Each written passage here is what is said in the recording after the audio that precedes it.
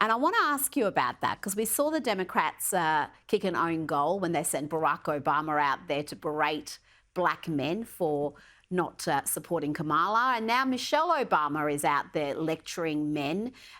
Let's play this clip from a rally in Michigan. This is how we should view men, apparently. If we don't get this election right, your wife, your daughter, your mother, we as women will become collateral damage to your rage.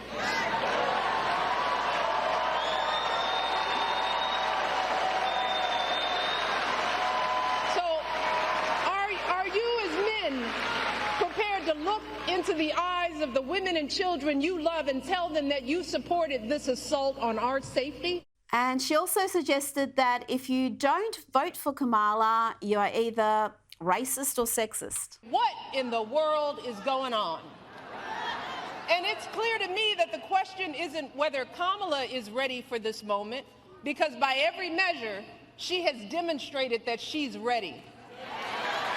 The real question is, as a country, are we ready for this moment? She went on to demand that men put aside their anger and vote for Kamala. And she also suggested that women should demand their men do better and back Kamala. Will that messaging work, or is it just preaching to the converted?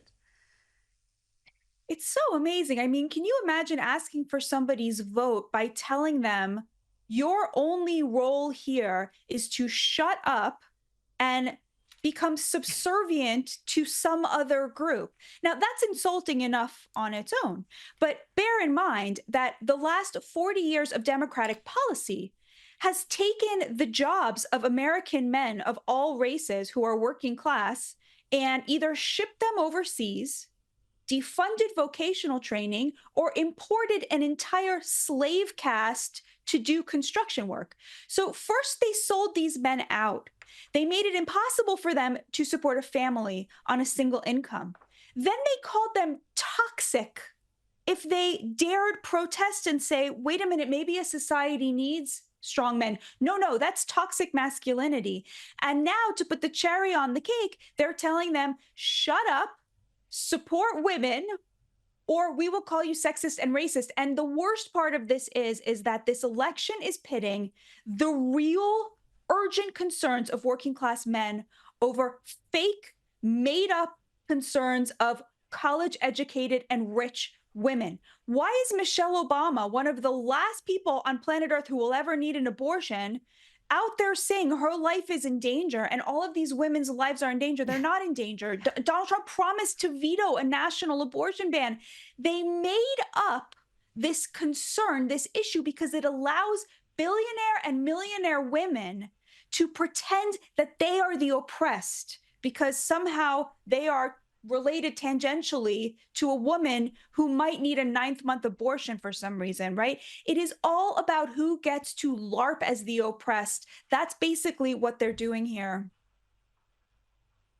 Well, you wrote in your book, Second Class, about the political realignment that we are seeing, where the privileged, affluent, often women, are leaning left, and the working class, those who are aspirational classes, you may call them, are leaning increasingly right. You argue America has broken its contract with its labouring class. Explain what you mean by that.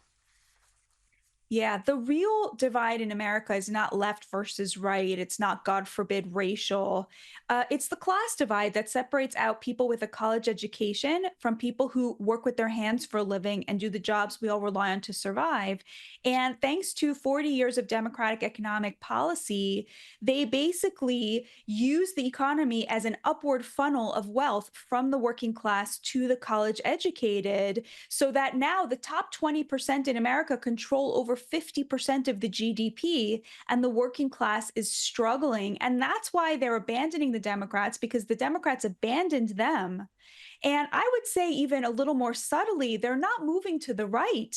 They are voicing a radically moderate center, which is exactly where Donald Trump is on every single policy issue, which again is why they call him a fascist, because the truth is such a threat to the Democrats. Donald Trump showed up and picked up the reasonable New Deal Democrat policies from the 50s through the 90s that represent labor, and that's why they have to destroy him.